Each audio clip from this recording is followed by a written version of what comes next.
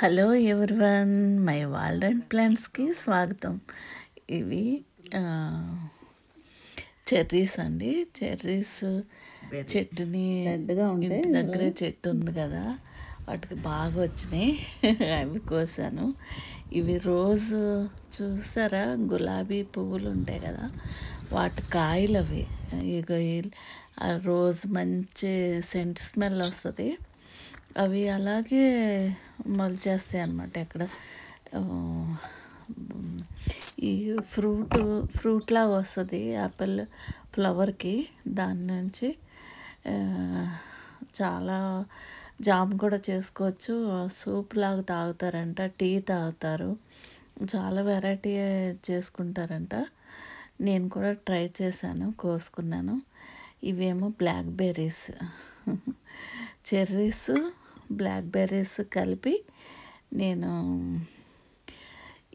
ఈ చెర్రీస్ కూడా కొంచెం వర్షం పడిందంటే అందుకని ఈచ్ అండ్ ఎవరు ప్రతిదీ తీసి క్లీన్ చేసి గింజ తీసి అవన్నీ తీసాను. బ్లాక్బెర్రీస్ కూడా దొరికినాయి. ఇవి కూడా వచ్చేస్తాయి. ఇవి ఎలాగంటే మనకి మొక్కలు ఎక్కడంటే అక్కడ వచ్చేస్తాయి అన్నమాట. గార్డెన్లోనే వచ్చినాయి ఇవన్నీ. ఈ రెండు కలిపి చెర్రీస్ను బ్లాక్బెర్రీస్ కలిపి ఇది కూడా ఒక జామ్ తయారు చేసాము. అది చాలా బాగా వచ్చింది. టేస్ట్ అయితే చాలా బాగుంది. ఇంకా రోజు ఇది కూడా చేసాము.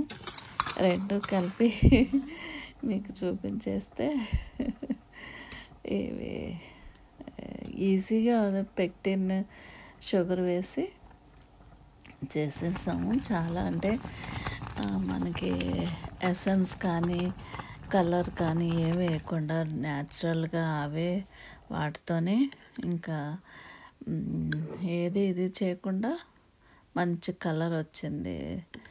ఎంత బాగుందంటే, అంటే కాయలాగానే, కాయలంటే మెల్ట్ అయిపోతాయి. ఇది రోజు ఇది చేసాం. ఇవన్నీ మీకు